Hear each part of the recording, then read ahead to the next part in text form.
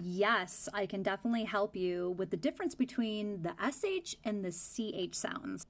So SH is always going to be like shh, right? Shh. But CH is so similar. Look at this. Ch, ch, ch, ch, shh, ch, shh, ch. I know I look silly, but we're doing this for you, so do it with me. Shh, ch, shh, ch. Try these minimal pairs. Ship, chip. Ship, chip.